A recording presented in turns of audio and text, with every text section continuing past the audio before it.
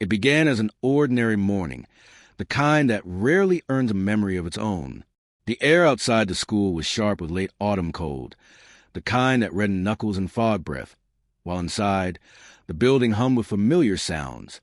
Lockers slamming, sneakers squeaking against polished floors, the low, overlapping chatter of students shaking off sleep. Nothing about that morning suggested it would become a permanent fracture in the town's collective memory. It felt like every other weekday in 1994, steady and predictable, moving forward on routine alone. In room 214, a history class settled into its seats. Jackets were shrugged off, backpacks slouched against desk legs. A boy in the back row tapped his pencil against wood in a quiet rhythm, already bored. Near the window, a girl traced shapes in the condensation on the glass, watching frost retreat as the sun climbed. The teacher stood at the front, attendance sheet in hand, glancing at the clock with mild impatience. The bell had rung. The day had officially begun. Roll call was never dramatic. It was a formality, a ritual so repetitive that no one truly listened. Names were called, voices answered. Present. Here. Yeah. Each response was a small confirmation of existence, a verbal proof that everyone was where they were supposed to be. That morning, the first few names followed the pattern, without disruption. Then one name echoed into the room and landed without reply. The teacher paused, pen hovering over paper. A brief silence stretched, barely noticeable, quickly filled by the shuffle of papers. She called the name again, slightly louder this time. Still nothing. A small frown appeared, not of fear, but of irritation. Absences happened. Kids overslept. Parents forgot to call the office. She marked the space lightly and moved on. Then it happened again. Another name. Another silence. A few students glanced around, curious now. Someone whispered that maybe there was an assembly they'd forgotten about. The teacher cleared her throat and continued, trying to keep momentum. But the rhythm was gone. Each unanswered name felt heavier than the last. Not alarming yet, just wrong in a way that was hard to articulate. By the time she reached the 12th name and heard nothing but the faint hum of the lights, the room had grown still. 12 empty responses. 12 desks that should have been filled. 12 absences that did not sit comfortably together. The teacher stopped reading. She looked up, scanning the room as if the missing students might suddenly appear, as if they had simply slipped her line of sight. The class watched her face change, confusion sharpening into something closer to concern. Still no one panicked. Panic requires certainty, and there was none yet. Only questions without urgency.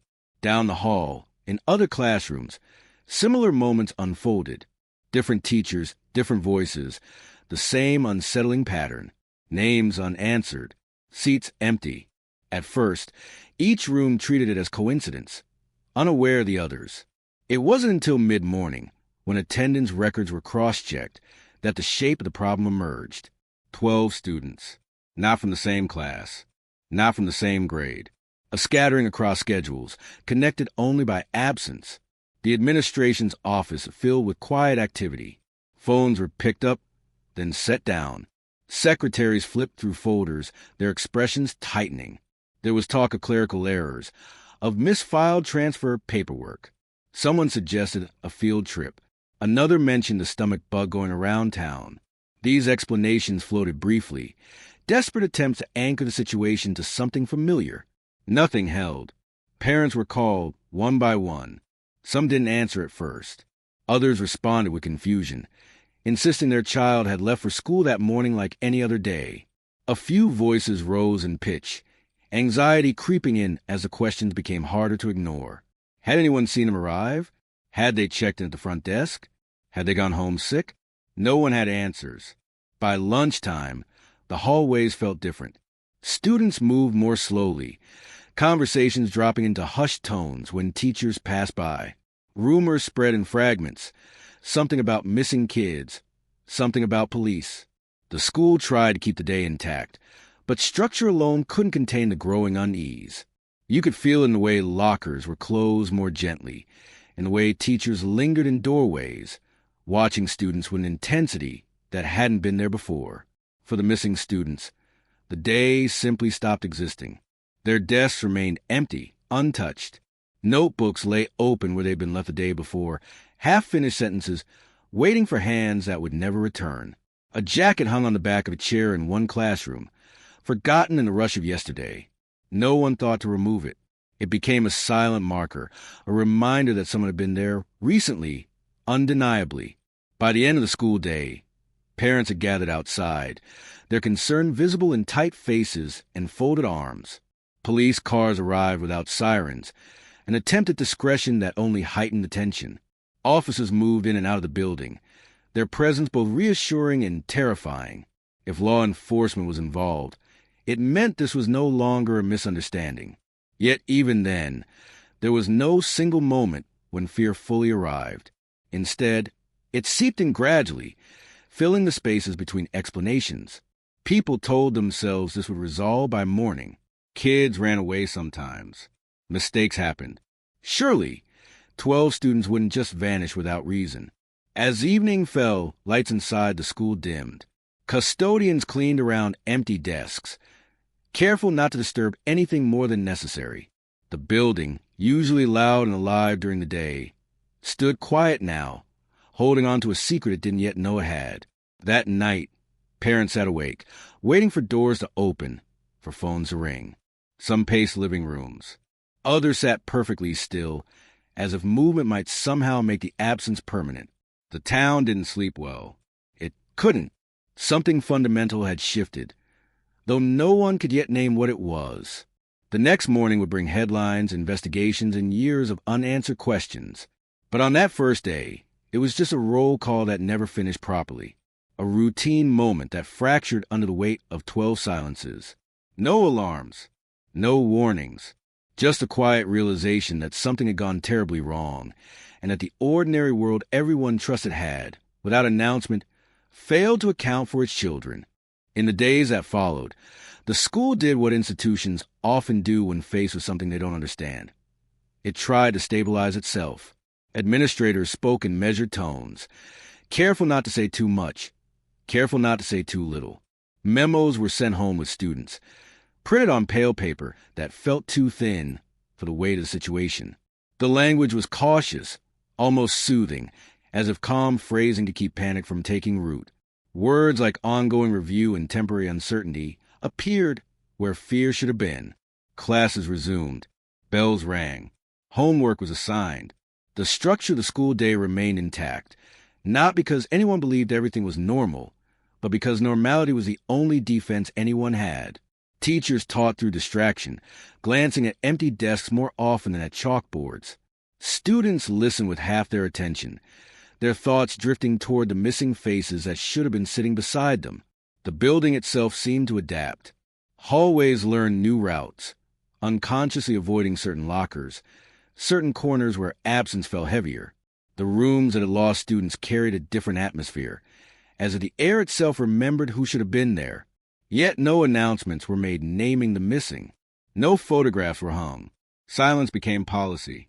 At the administrative level, explanations were assembled carefully, not from certainty, but from convenience. Some of the missing students, it was suggested, had a history of skipping class. One had spoken about transferring schools a year before. Another had family issues, according to a file no one could fully verify.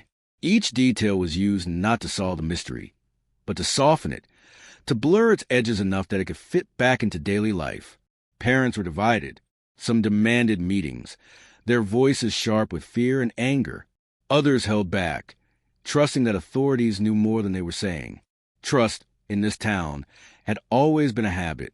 People believed in systems because believing was easier than questioning. The school board assured families that everything possible was being done. What everything meant was never defined. As weeks passed, the initial urgency faded into something quieter, more dangerous. Posters were printed and taped to telephone poles, then gradually torn down by weather and time. Candlelight vigils were held, then stopped when attendance dwindled. The names of the missing students, once spoken daily, began to surface only in whispers, usually late at night, usually between people who were afraid to say them out loud.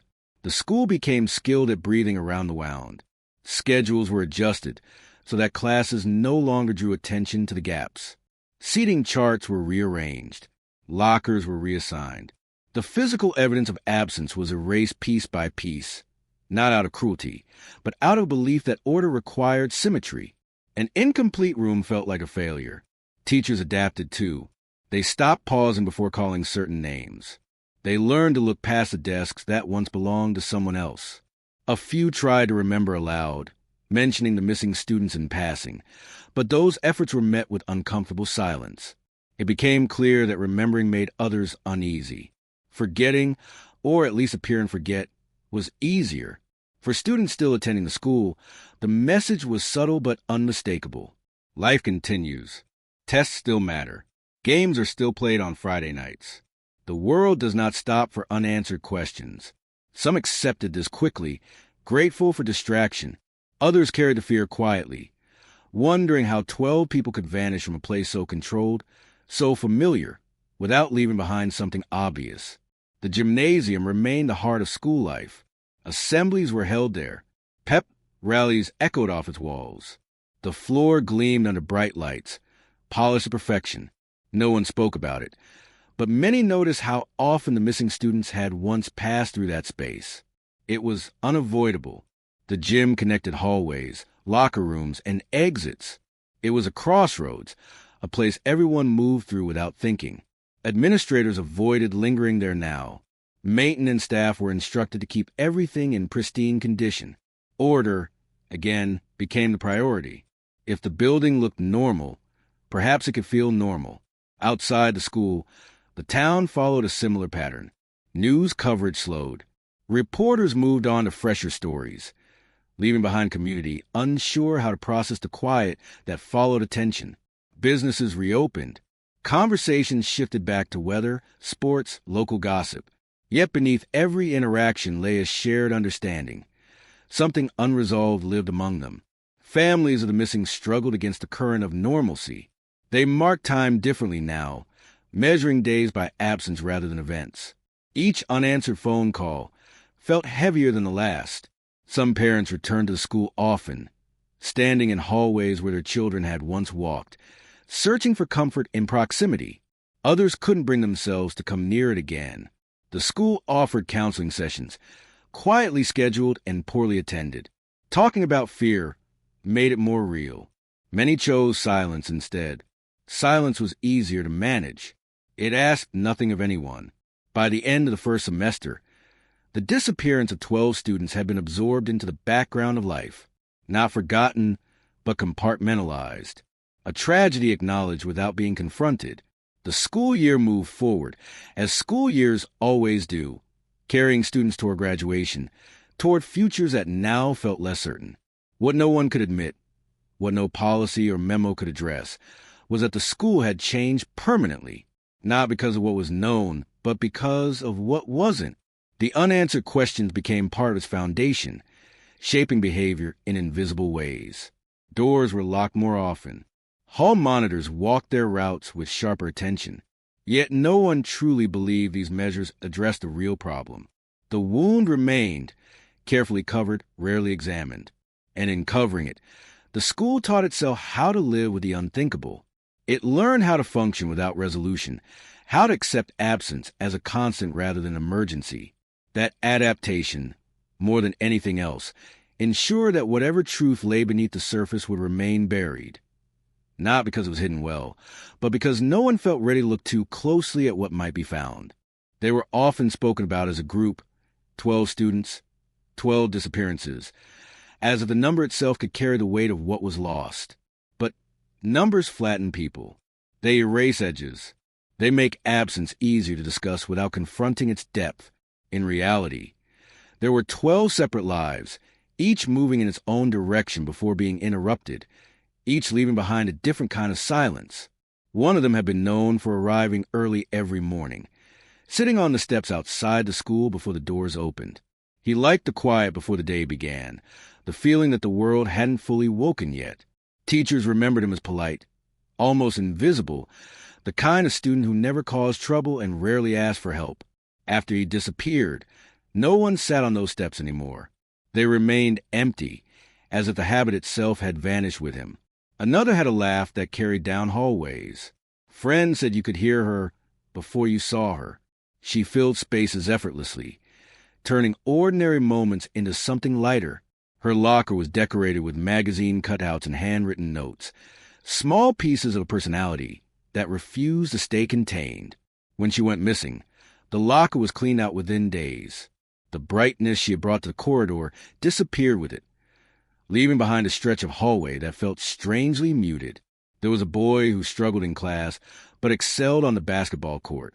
The gym had been his refuge, the one place where he felt understood without needing words. Coaches remembered his determination more than his skill, how he stayed late to practice even when the lights were dimmed. His jersey was folded and stored away after his disappearance, never worn again. Games continued, but something in the rhythm fell off, as if the court itself noticed the absence. One of the missing students had been planning to leave town as soon as she graduated. She talked about it openly, about cities she had only seen in magazines, about a life that felt bigger than the one she was living. Some people later clung to that detail, using it as proof that she must have run away. But those who knew her best remembered how carefully she planned everything, how unlikely it was that she would vanish without a trace, without telling anyone who mattered. Another was quiet to the point of being overlooked. He sat in the back of classrooms, head down, sketching in the margins of his notebooks. His drawings were intricate, dark, and strangely beautiful. After he disappeared, a teacher found one of his notebooks left behind, pages filled with unfinished images. It sat in a drawer for years, a silent record of thoughts that would never be explained. There was a pair of friends among the 12 who were rarely seen apart. They shared classes, lunch periods, inside jokes that no one else understood. When they both went missing, people talked about it as if that made it easier to understand, as if friendship itself could explain disappearance. But for those who watched them every day, it only deepened the mystery. Two lives intertwined, ending in the same unanswered question. Some of the missing students came from stable homes, their lives predictable and structured. Others carried visible struggles, financial stress, family tension, the quiet weight of expectations. Investigators later tried to categorize them, searching for patterns that could connect all 12. None held. Their lives didn't align neatly enough to form a single explanation. What united them was not who they were, but where they were last seen. The school was the final common ground, the last place their paths intersected. Desks, hallways, stairwells, ordinary spaces that became loaded with meaning. Parents walked those spaces in their minds over and over, imagining footsteps that stopped too soon. In the weeks following their disappearance, personal items were gathered and returned to families. Backpacks, notebooks, a jacket. Each object became a relic, imbued with more meaning than it ever held before. Parents clung to these things, not because they offered answers, but because they were proof of existence, tangible reminders that their children had been real, present, known. Friends struggled to grieve something without a shape. Funerals were never held. There were no graves to visit. Instead, there were empty chairs at lunch tables, extra space in group photos, unanswered messages written in yearbooks. The absence stretched on without resolution, forcing everyone to carry it differently. As time passed, stories about the missing students began to shift, details blurred, memories softened or sharpened depending on who was remembering. Some were idealized, remembered only for their best qualities. Others were reduced to fragments, defined by a single rumor or trait. This transformation was subtle but profound. The students were slowly becoming symbols rather than people. The school tried to honor them quietly. A line in the yearbook, a moment of silence at a sports event. But these gestures felt inadequate, almost performative, against the scale of loss. They acknowledged absence without engaging with it. For families, the world split into before and after. Every milestone was marked by who wasn't there. Birthdays passed without candles. Graduation years arrived without gowns. Parents watched classmates move on, their lives continuing along predictable paths, while their own remained suspended in uncertainty. The emotional weight of 12 missing students didn't add up neatly. It multiplied. Each life intensified the loss of the others.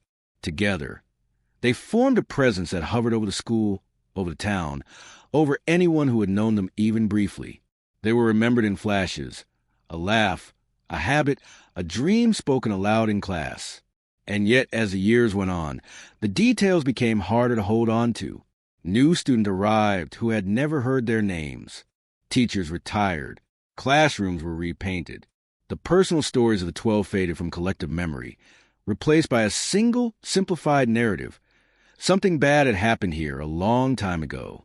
But beneath that simplification, the truth remained unchanged. 12 lives have been interrupted, each one unfinished in its own way. They were not a mystery first. They were people first. And in forgetting that, in reducing them to a number, the town lost something essential: the ability to fully understand what had been taken, and why the absence still lingered like a shadow that refused to lift. When law enforcement officially took control of the situation, there was a brief surge of confidence in the town. Police cars became a familiar sight outside the school, their presence signaling that something tangible was finally happening. Officers moved with purpose, clipboards in hand, asking questions that felt reassuring simply because they were being asked. For a moment, it seemed like the chaos of uncertainty might be shaped into something understandable. But almost immediately, the investigation revealed a problem deeper than a lack of answers. It lacked direction. The first challenge was jurisdiction. The school sat near the edge of town, close enough to county lines that responsibility blurred. Local police coordinated with state authorities. But coordination is not the same as cohesion. Each department arrived with its own assumptions, its own priorities. Meetings were held, notes were exchanged, and still, no single narrative emerged.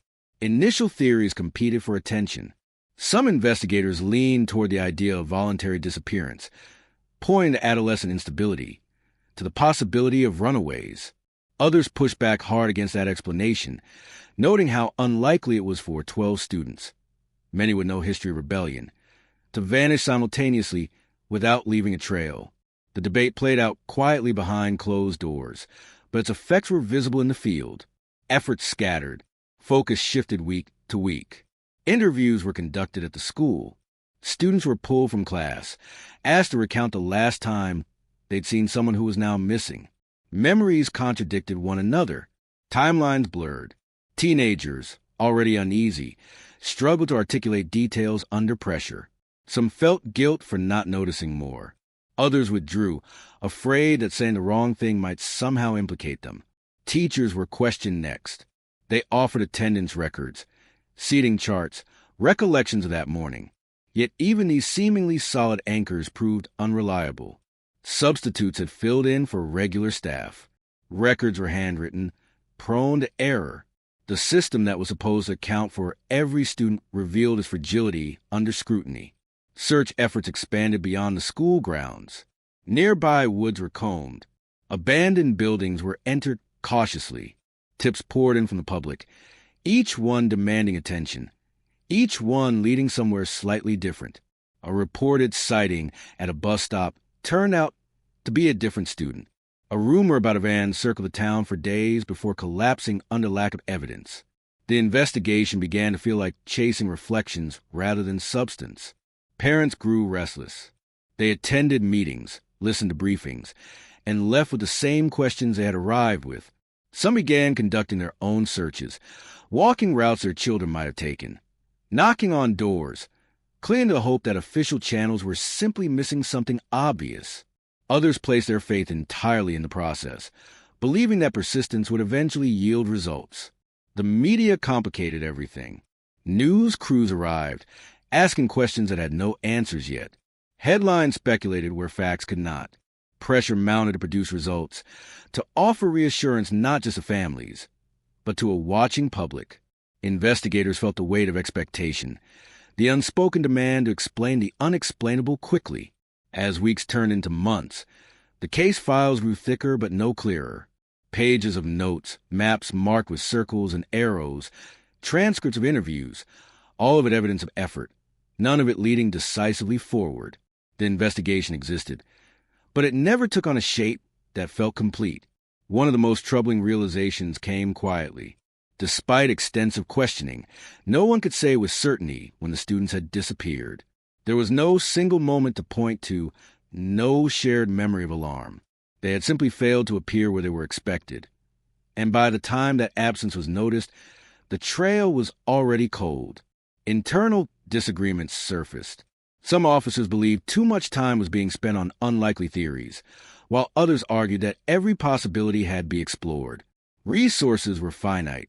Choices had to be made. With no clear suspect, no clear timeline, those choices became increasingly arbitrary. Eventually, the active phase of the investigation slowed. Not officially ended. Cases like this rarely are, but reclassified. Leads were exhausted. Searches scaled back. Files were archived with a promise they could be reopened if new information emerged. That promise offered little comfort to families who felt time slipping away. The town sensed a shift even if it wasn't announced. Police cars appeared less frequently. Meetings grew shorter. Updates became less specific. What had once felt like a relentless pursuit of truth began to resemble maintenance, keeping the case alive in name more than in action. For investigators, the case became a weight they carried quietly. For some, it lingered as a professional failure they couldn't explain. For others, it was an unsolved puzzle that never quite left their thoughts. And for the families, it was a turning point, the moment they realized that the systems designed to protect and find their children were limited by human error, by uncertainty, by time itself. The investigation had not collapsed dramatically. It had simply thinned, stretched, and faded, leaving behind a structure without substance, a framework of questions with no center. And in that absence of direction, the mystery of the 12 students remained exactly where it had begun. Unresolved, uncontained, and quietly growing heavier with each passing year. The gymnasium had always been the loudest place in school. Even on quiet days, it carried echoes of bouncing basketballs, of whistles cutting through air, of shoes skidding hard against polished wood. It was a space designed for movement, for visibility, for noise. Nothing about it suggested secrecy. And that was precisely why, for years, no one questioned it. Long before the disappearances, the gym had been renovated more than once. Small upgrades at first, new bleachers, improved lighting, fresh paint to cover scuff walls. Later, larger changes followed, justified by safety codes and modernization grants. Each renovation left behind paperwork few people read closely. Blueprints were approved, budgets signed off, inspections passed.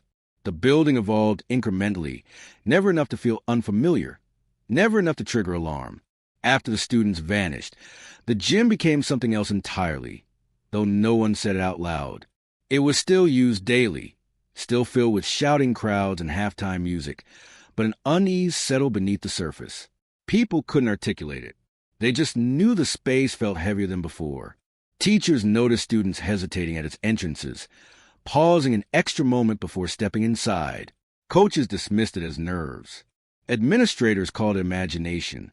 Yet the gym sat at the center of too many paths to ignore.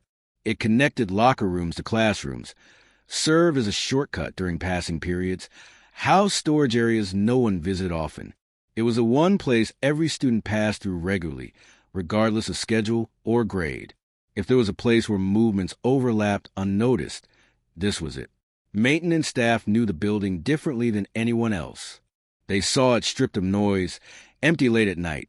When the echoes finally died, they knew which doors stuck, which corners stayed cold no matter how high the heat was turned. One custodian mentioned, years later, that there were areas beneath the gym floor that always seemed to hold moisture, no matter how many times they were checked. At the time, it was written off as an old building problem. Schools, after all, were full of those. There were storage rooms beneath the bleachers that no one remembered being opened, old equipment piled behind locked doors. A maintenance log noted a sealed-off access point beneath the east side of the gym, marked simply as structural. No explanation followed. No one asked for one.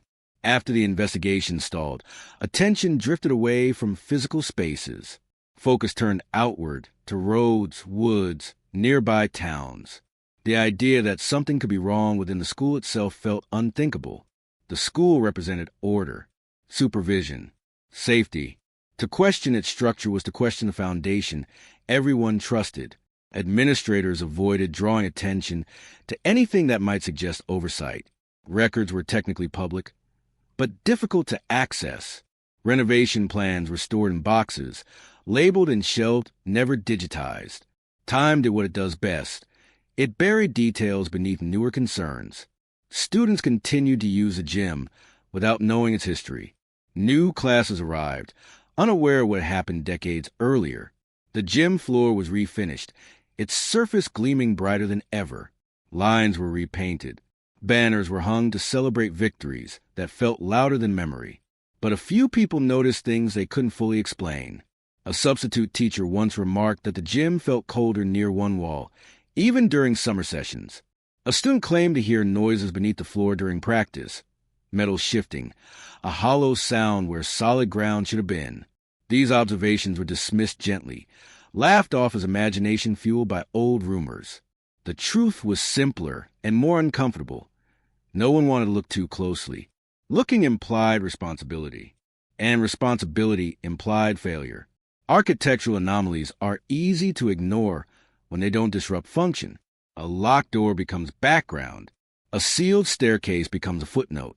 Over time, even those who once knew their purpose forget. Buildings, like people, are shaped by what they choose to remember. The gym's blueprints, when eventually re-examined years later, revealed inconsistencies. Measurements that didn't align. Space that appeared accounted for on paper, but didn't quite exist in reality. At the time, these discrepancies were invisible to those who didn't know to look for them. The building stood. The floor held weight. Games were played. That was enough. What no one acknowledged was how ideal the gym was for concealment. Its constant activity masked subtle changes. Its noise covered sounds that might otherwise draw attention. Its renovations provided opportunities for alteration without scrutiny. And its central location meant no one questioned why students passed through it so often. In hindsight, it would become clear that the gym was not just a backdrop to the disappearances. It was a participant, a silent one, a structure that absorbed secrets as easily as it absorbed sound.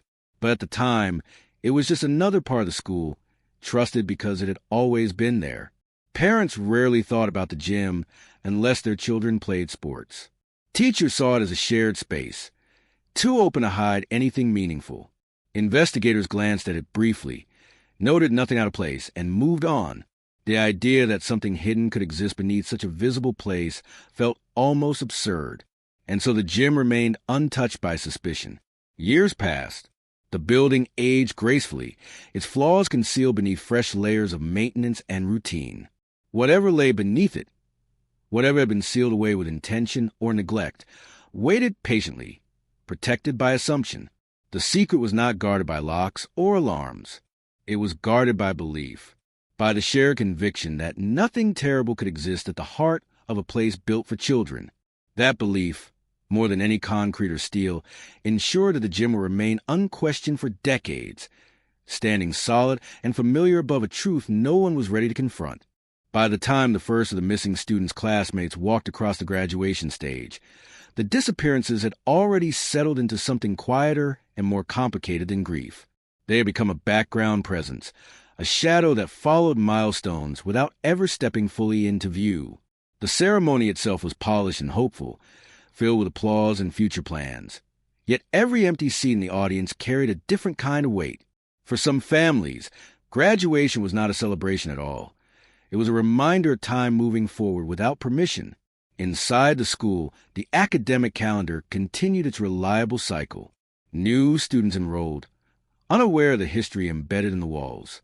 Teachers adjusted lesson plans, updated syllabi, learned new names. The missing students were no longer discussed in classrooms, not because they had been forgotten, but because mentioning them disrupted the fragile sense of normalcy everyone worked to maintain. Silence became a form of cooperation. The town adapted in much the same way. Life resumed its familiar patterns, jobs, routines, local events, each one layered carefully over unresolved loss. People learned which conversations to avoid and which questions not to ask.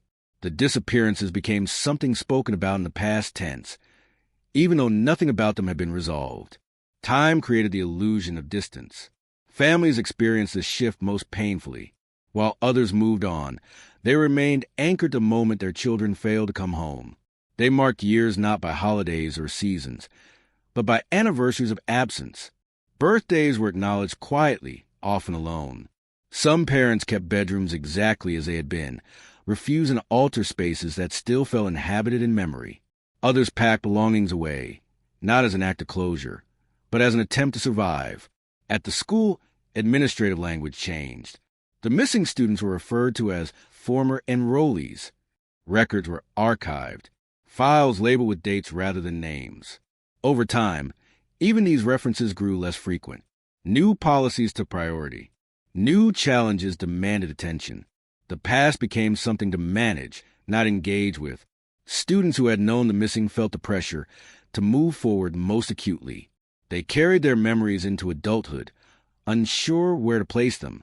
Some left town and never returned, associating the place with unanswered questions they didn't want to carry forever. Others stayed, building lives in the same streets where everything had once stopped. For them, the school remained a landmark of both childhood and loss. Reunions were awkward affairs. Names were mentioned hesitantly, followed by pauses that stretched too long. People exchanged glances, silently negotiating how much grief was appropriate after so many years. The disappearances hovered at the edges of conversations, acknowledged but rarely explored. It fell impolite to reopen wounds, even ones that had never healed. As decades passed, the story of the 12 students changed shape, details blurred, rumors hardened into assumptions. Some people began to believe explanations that had never been proven, simply because uncertainty was exhausting. Others clung fiercely to hope, convinced that answers still existed somewhere beyond reach. Both responses were attempts to impose meaning on something that resisted it. The school itself aged, its halls echoing with new voices. Renovations updated its appearance, subtly distancing it from the time of the disappearances. Fresh paint replaced old colors. New signage covered faded bulletin boards. The physical reminders of that year were erased one improvement at a time. Only those who had been there before noticed what was gone. What remained was an emotional residue, difficult to name but impossible to ignore. A sense that something unfinished lingered beneath daily life. That certain questions had been deliberately set aside, not because they lacked importance, but because they demanded more than the community felt capable of giving. Teachers who had been present during the disappearances carried the weight quietly. Some retired early. Others stayed, believing continuity mattered. None spoke openly about how the experience had changed them, how calling roles still felt different, how absence never again seemed ordinary. For the families, the passage of time brought no clarity, only distance from public concern. Media interest faded completely. Investigations remained technically open but inactive. The world had decided, without consensus, that the mystery belonged to the past. Parents were left to navigate grief without witnesses. 30 years is long enough for a tragedy to become a story rather than a crisis. Long enough for urgency to erode. Long enough for a school to function seamlessly above unresolved loss. Graduation after graduation passed, each one reinforcing the idea that life could proceed without answers. Yet beneath the surface of this acceptance was something fragile. The town had not healed. It had adapted. It had learned to live alongside absence, to schedule around it, to lower its voice when necessary, and raise it when distraction was required. The disappearances became part of the town's identity, even as no one admitted it. This slow normalization was perhaps the most unsettling development of all, not the mystery itself, but how easily it had been absorbed, how quickly people learned to coexist with not knowing.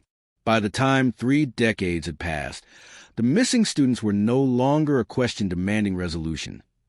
They were a memory people had learned to step around. It was in that long, practiced silence that the conditions were set for the past to return, not as a sudden revelation, but as an inevitable consequence of everything left unresolved. The town had moved forward, but it had never truly escaped what lay beneath its most familiar spaces, waiting patiently for the moment when forgetting would no longer be enough. It did not begin with an investigation or a revelation.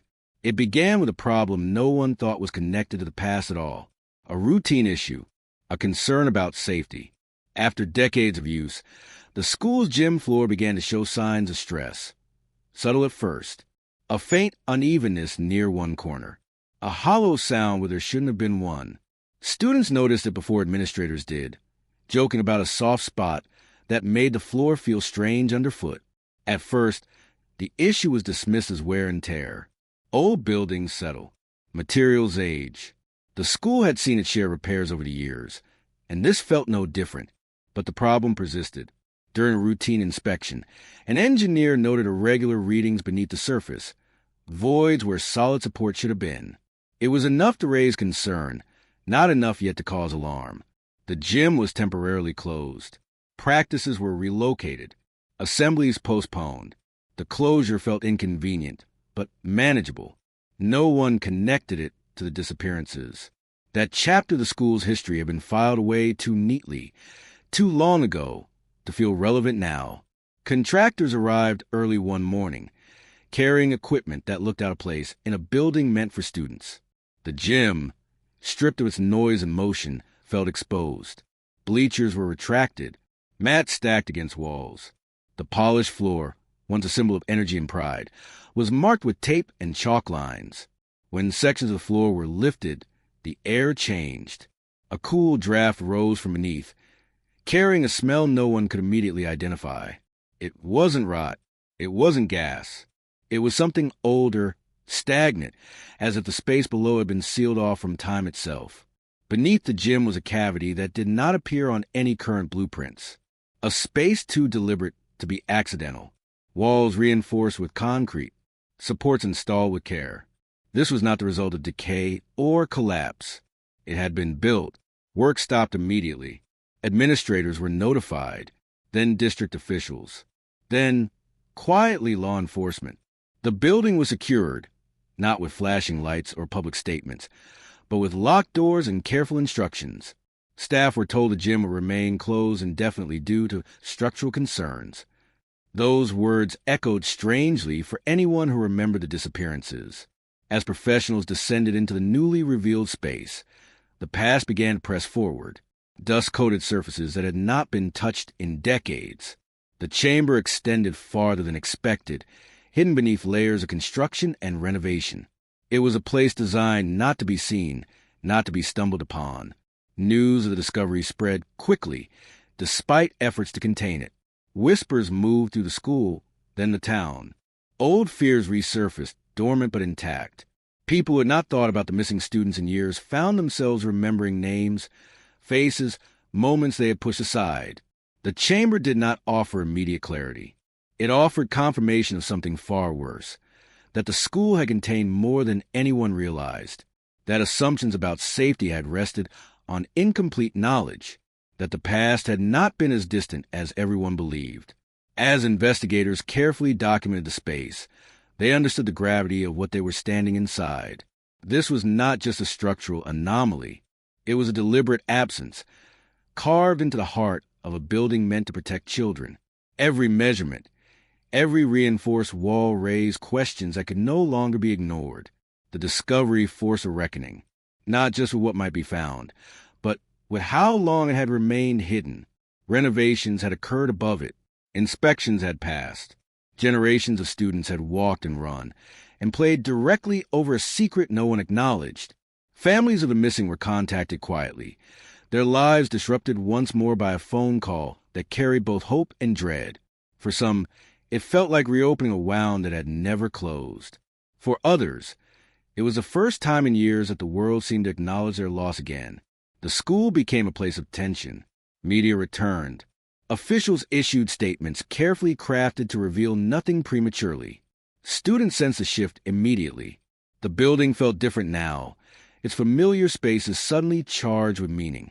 What had begun as a maintenance issue had become something else entirely. A collision between past and present. A moment when decades of silence were pierced by physical evidence that forgetting had not erased anything. It had only delayed the reckoning. The gym, once the loudest place in the school, now stood silent. Its floor partially dismantled, its purpose suspended. Beneath it, the chamber waited, holding answers that no one was prepared to fully face. And in that stillness, The town realized that the story they thought belonged to history had never truly ended. Entering the chamber was not dramatic in the way people might imagine. There were no sudden revelations, no immediate understanding of what it all meant. Instead, there was a heavy, deliberate quiet, the kind that forces every movement to slow down. Investigators descended carefully, aware that this was not just a physical space, but an emotional one, layered with decades of absence and unanswered questions. The air inside was colder than expected, not the sharp cold of winter, but a stale, unmoving chill, as if the space had been holding its breath for years. The walls bore the marks of intention, smooth concrete poured and reinforced, not cracked or broken by time. This was not a forgotten crawl space or a structural accident. It was a chamber designed to exist without being acknowledged. Light revealed details gradually. Dust lay undisturbed across surfaces, thick enough to suggest how long it had been since anyone had entered. Footprints were absent. Whatever had happened here had not been revisited. Time had not erased the space. It had preserved it. What struck investigators first was not what was found, but what was missing. There was no chaos, no signs of a struggle frozen in place. Instead, there was order, a controlled stillness. That absence of disorder carried its own weight, suggesting something planned rather than impulsive, something that unfolded without resistance loud enough to leave marks. As they moved deeper, personal items began to appear, not piled together, not scattered randomly, but separated, as if left behind deliberately or collected and placed with care. A shoe worn thin at the heel, a backpack strap detached from its bag, pages from a notebook, edges curled with age, writing faded but still visible. Each object existed quietly, without context, stripped of the person it once belonged to. These items were cataloged slowly, respectfully. There was no rush, no sense of triumph. Each discovery felt less like progress and more like intrusion, as though the space had been holding something sacred in its silence.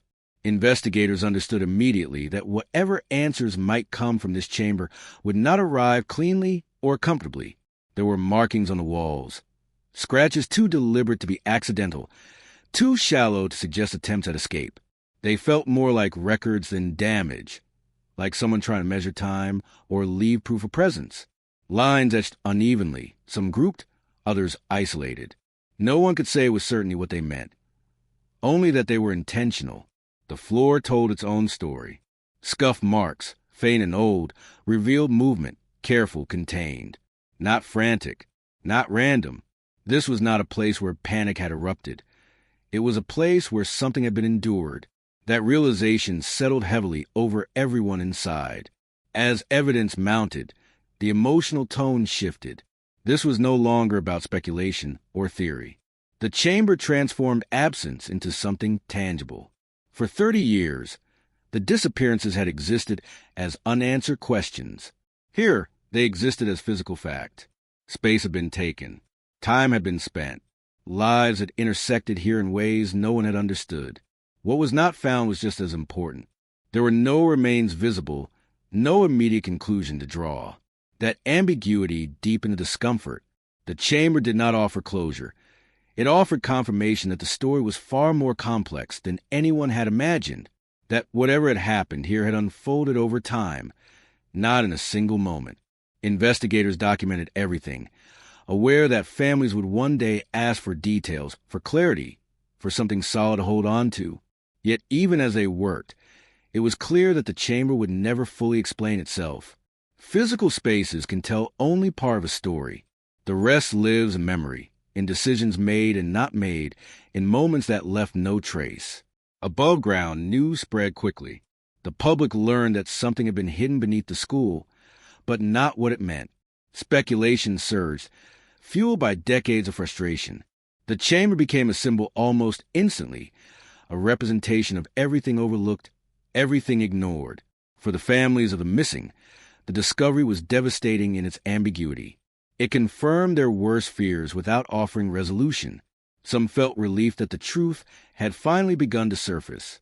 Others felt anger that it had taken so long, that their children had been so close all along, hidden beneath a place meant to protect them.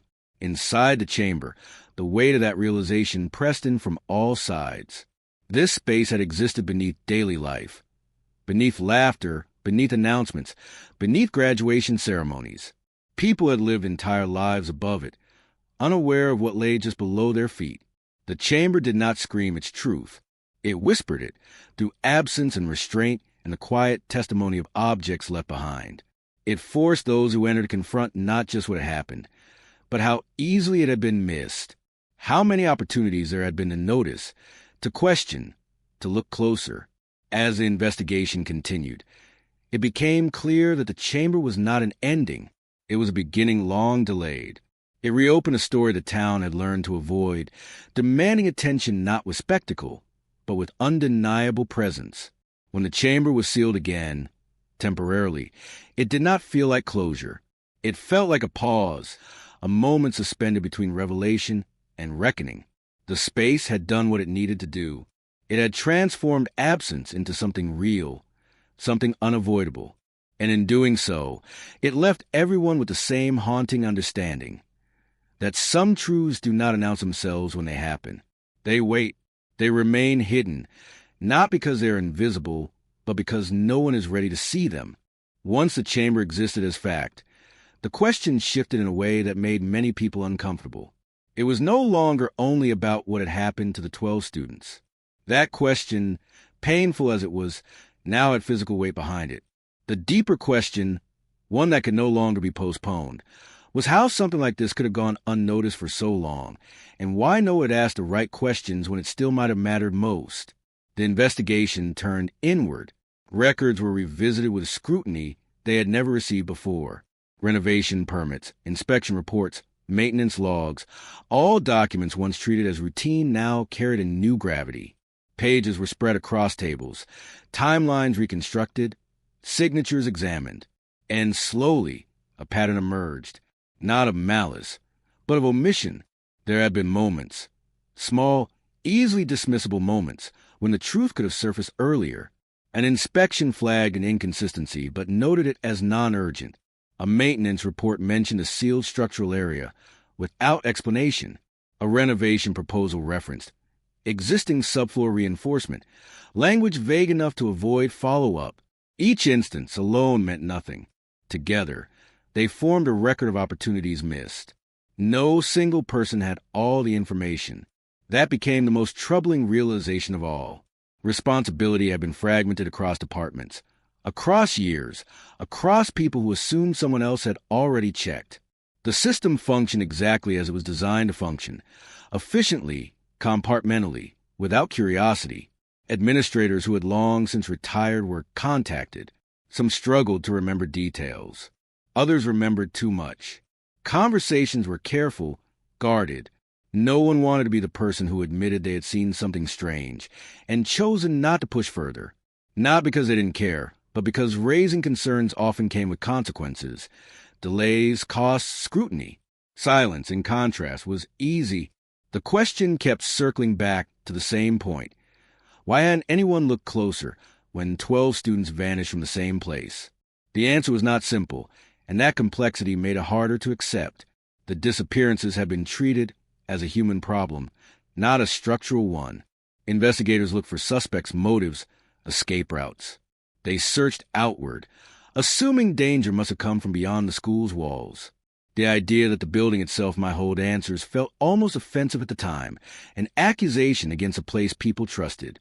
Trust, it became clear, had been the strongest barrier to truth.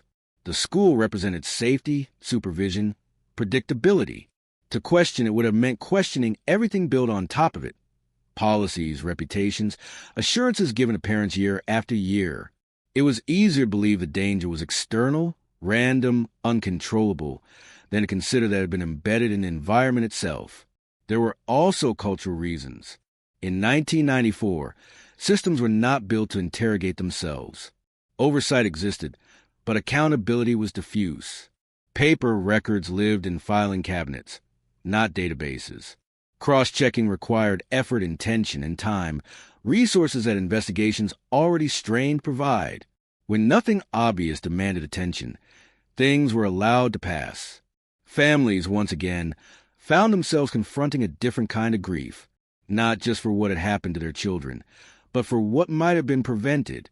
Some felt anger rise where hope had once lived. Others felt a quieter devastation.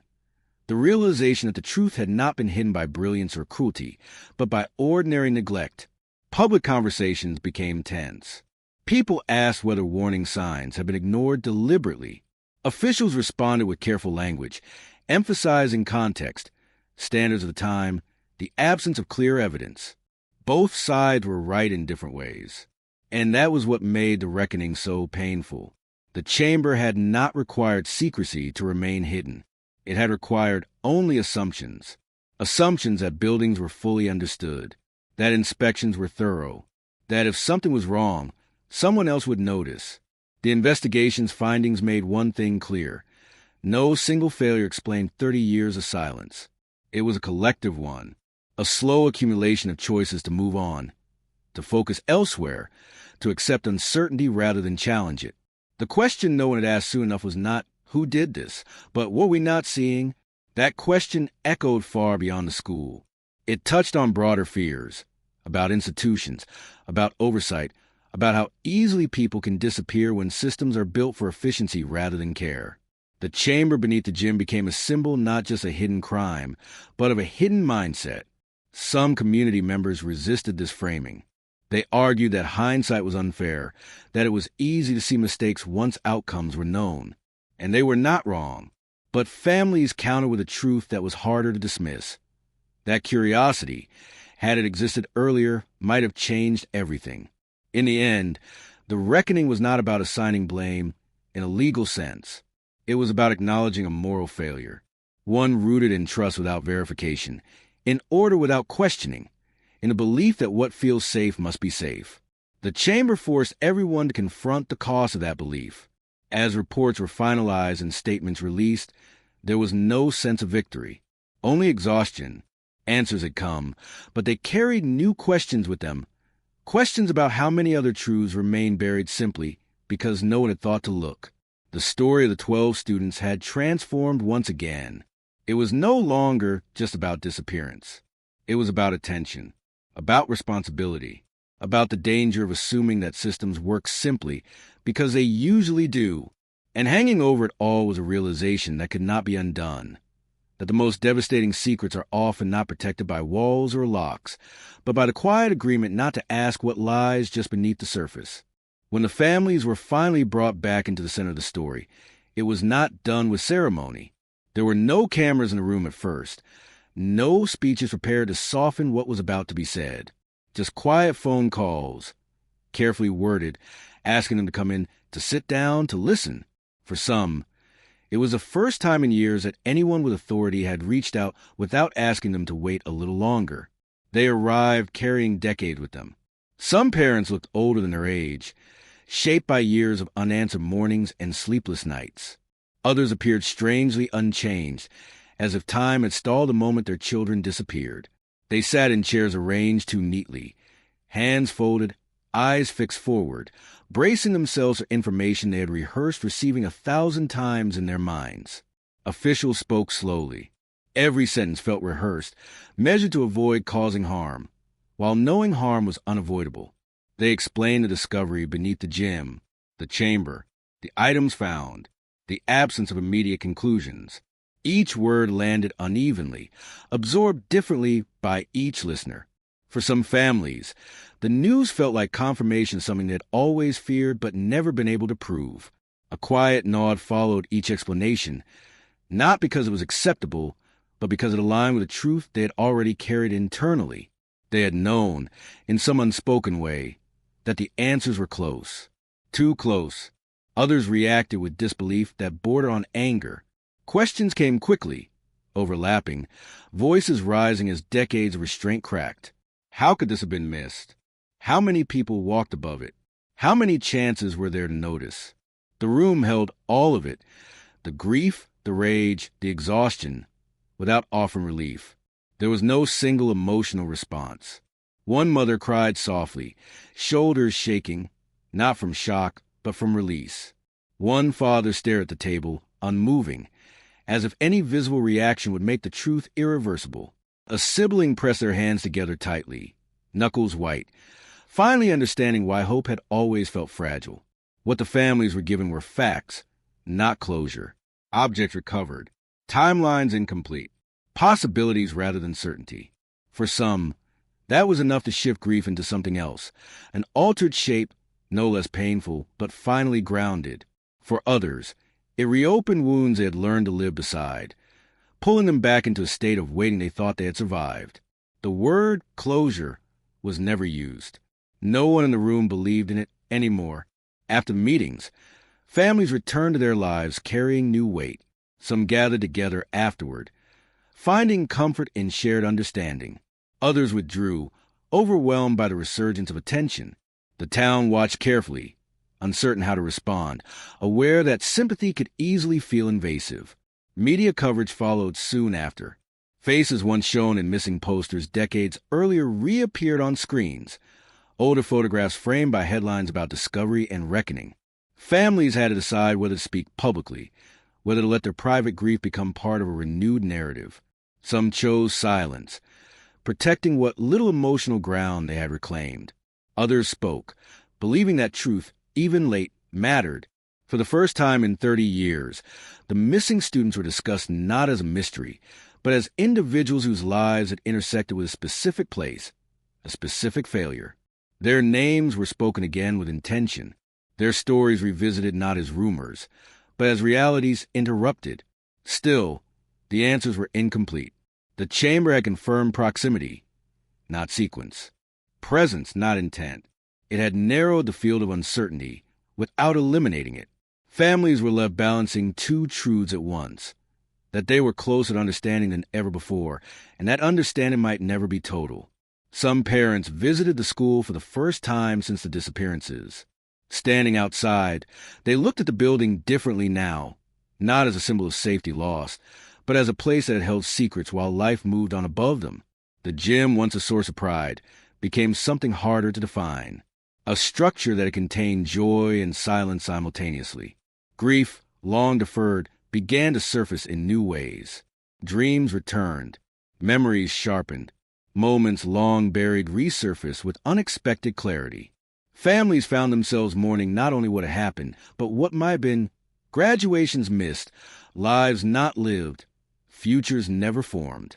There was no resolution neat enough to contain that loss. What the discovery did offer, imperfectly, was acknowledgement. The recognition that the disappearances had not been a distant tragedy or an unsolvable abstraction, but something rooted in a real place, overlooked by real systems, affecting real people. That acknowledgement mattered more than any formal conclusion. For some families, it allowed anger to replace confusion. For others, it allowed sorrow to settle where uncertainty had lived. Neither was easy. Both were necessary. The town struggled to respond appropriately. Public statements felt insufficient. Apologies felt late. There was no language that could fully address 30 years of waiting. And yet, doing nothing was no longer possible. Silence, once a refuge, had become a reminder of failure. As time passed, families began redefining what justice meant to them. For some, it was accountability. For others, remembrance. For others still, it was simply the assurance that their children would not vanish into abstraction again, that their stories would be told with care, not speculation. The truth, when it arrived, did not heal. It reshaped. It forced grief to evolve rather than disappear. It demanded that loss be faced directly, without the softening effect of distance. In the end, what the families received was not peace, but presence. The knowledge that their children's absence had finally been seen for what it was, and that the silence surrounding it had been broken. And in that breaking, something shifted. Not enough to undo the past, but enough to ensure it would no longer be ignored. The school never closed. That fact unsettled many people more than anything else. After the chamber was discovered, after reports were filed and families were informed, there was an expectation, unspoken but widely shared, that something dramatic would happen. A shutdown, a memorial, a reckoning visible enough to match the weight of what had been uncovered. Instead, after a period of silence and repair, the school reopened. Students returned with new routines and old habits. Bells rang again. Lockers slammed. the hallways filled with voices that had no memory of what the building had once concealed. For them, the school was simply a place where classes were taken and friendships formed. The past existed only as a faint rumor, something mentioned briefly online or in hushed conversations between adults. Administrators worked carefully to manage perception. Updates were issued, safety assurances repeated, language chosen to emphasize continuity rather than rupture. The gym remained closed for months, undergoing inspections and renovations that were both practical and symbolic. When it reopened, it looked different. New flooring, updated lighting, fresh paint. The physical signs of disruption had been erased with precision, but something else had changed, something that couldn't be renovated away. Teachers noticed it first. A subtle hesitation in the way students moved through certain spaces. A quiet awareness that hadn't existed before. Even without full knowledge, the building felt charged, as if it carried a memory the walls couldn't release. Roll call still happened every morning, but the silence that followed an unanswered name, any unanswered name, now lingered longer. For longtime staff, the school had become layered. Every corridor existed in two versions, what was now and what it had been when 12 students vanished. They carried those layers with them, navigating the building with an awareness no safety protocol could address. The school was still functional, still efficient, but no longer innocent. Community reactions were mixed. Some people wanted the school to remain exactly as it was, fearing that too much attention would keep wounds open indefinitely. Others believed it should be transformed, marked visibly by what had happened. The debate played out in town meetings and online forums, rarely reaching consensus. Memory, it turned out, was as divisive as it was painful. In the end, compromise prevailed. A small plaque was installed near the main entrance. Names etched carefully. No explanation, no narrative, just a quiet acknowledgement. Many walked past it without stopping. Others paused, tracing letters with their eyes, carrying those names with them for the rest of the day. The gym, once the loudest space in the building, returned to its role reluctantly. Games were played again. Cheers echoed. Life insisted on continuing. Yet for those who knew the story, the sound carried differently now. Applause felt heavier. Victories felt muted by an awareness of what lay beneath the floor for so long. New generations of students passed through without understanding why certain adults grew quiet near that space. They sensed discomfort without context, absorbing it the way children often do, intuitively, without explanation. The school became a place where something unspeakable had occurred, even if no one could articulate it fully. The town, too, learned how to live alongside the knowledge. Conversations shifted. Assumptions were questioned more often. Trust in institutions became more conditional, more careful. The chamber had not just revealed a hidden space. It had revealed a vulnerability in how safety was imagined and maintained. Still, everyday life pressed forward. Weddings were held. Businesses opened and closed. Children grew up and left. The story of the 12 students became part of local history, something referenced occasionally, then set aside, not forgotten, but no longer central. And yet, the silence never fully returned to what it had been before. There was an awareness now that absence could exist in plain sight, that familiar places could hold unfamiliar truths.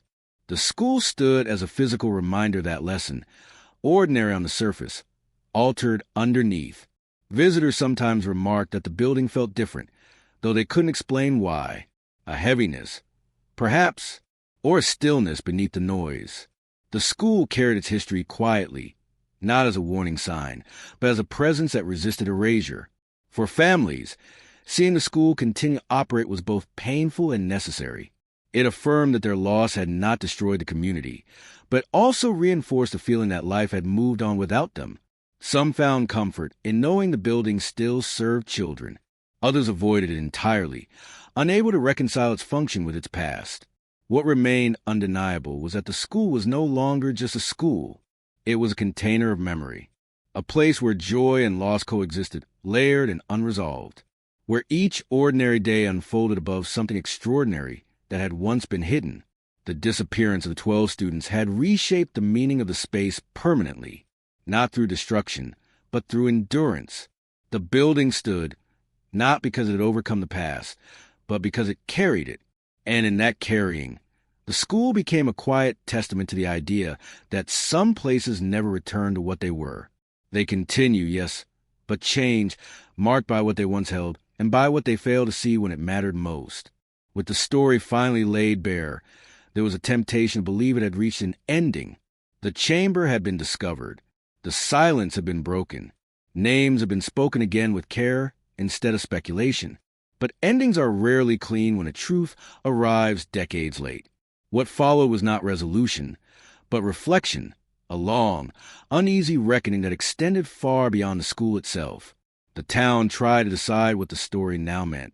For years, the disappearances have been framed as an unsolvable mystery, something tragic but distant, softened by time. Now, with physical proof beneath the gym, that framing no longer held. The question shifted again, away from events and toward meaning. What does it say about a place when something so profound can remain unseen for so long? People began to look differently at the spaces around them. Basements, storage rooms, closed-off stairwells. Places once considered unimportant took on new significance. The chamber had taught a difficult lesson. Invisibility is often a choice, not an accident. Things disappear not only because they are hidden, but because no one believes they need to be looked for. In conversations that followed, the story of the 12 students became a mirror. It reflected fears people rarely articulate. That systems meant to protect can fail quietly. That order can coexist with neglect. That harm does not always announce itself with chaos. Sometimes it waits beneath routine, beneath habit, beneath trust. Parents spoke more openly with their children. Teachers questioned procedures they once accepted without thought. Inspectors approached their work with a new seriousness. These changes were subtle, almost invisible, but they mattered. They represented an awareness born from loss rather than policy. Yet for all this reflection, the absence remained. The 12 students did not return. Their lives did not resume. No amount of understanding could give them back what was taken. The chamber had transformed mystery into knowledge, but knowledge did not undo grief. It simply changed its shape. Families continue to live with that truth every day. Some found meaning in advocacy, pushing for reforms, speaking publicly about accountability and attention. Others retreated into private remembrance, choosing to honor their loved ones away from public narrative. There was no right way to carry what they had been given. The school remained standing, a quiet witness to everything that had unfolded. New students passed through, learning lessons unrelated to the ones the building itself carried. They would leave someday, taking with them only faint impressions of a story that had reshaped the place long before they arrived.